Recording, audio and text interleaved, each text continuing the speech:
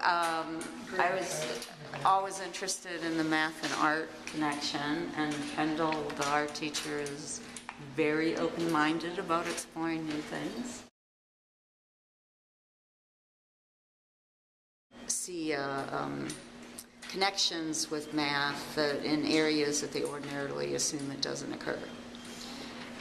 She's on the ladder over there too. Again. No, I didn't say that. No. Yeah. Claire Bowen hasn't called me.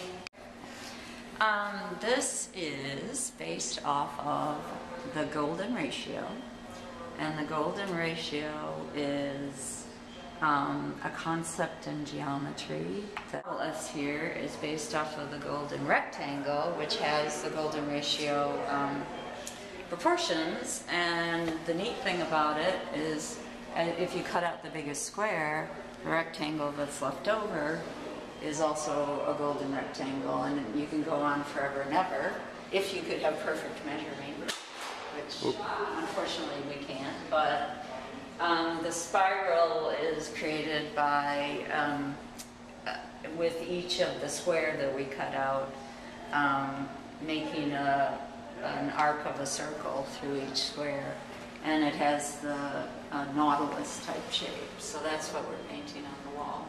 And so the thing that's complicated for me to understand is just coming into this, and maybe viewers, is looking at this very round, curving image and imagining that it's broken up by squares. Mm-hmm. Is that something that was a part of the process, or how would we understand that? I mean, we started out by approximating the correct ratio of the length to the width. Had to be 1 plus the square root of 5/2, as close as we could get.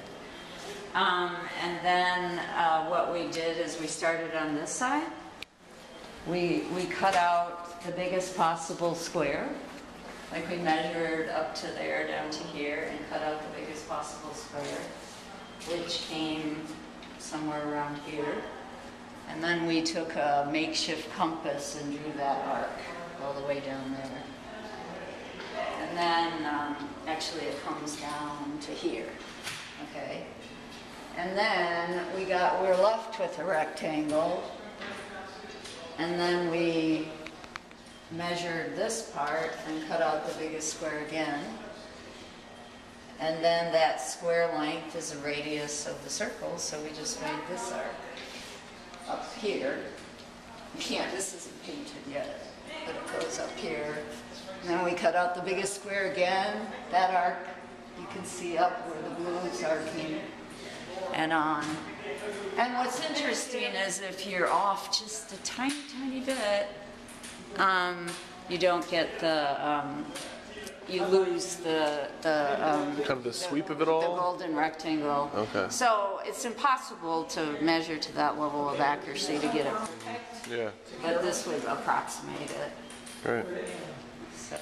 And so would this sort of project have begun as a marriage of the art and math departments, or how does that conversation start at KCA in the way that this would even happen? Yeah, well, it comes from the Math and Human Endeavor class, and the whole idea of Math and Human Endeavor is that what we're trying to do is we're trying to have people see connections with math in areas that they ordinarily assume it doesn't occur. You can come. Hey. These are loud though. No, that's fine. This is reality. There's parents walking by during conferences. Yeah. Yeah. I was always interested in the math and art connection, and Kendall, the art teacher, is very open-minded about exploring new things. And so I've learned a lot about art from her, and hopefully she's learned a little bit about math from me. But a lot of times with the core math curriculum, which is important to get ready for college and everything, a lot of times people lose track of what math is. And this is a chance to kind of step back and see all these connections. Like generally kids think of math and science as going together, but they don't think about math connecting with things like social studies, art,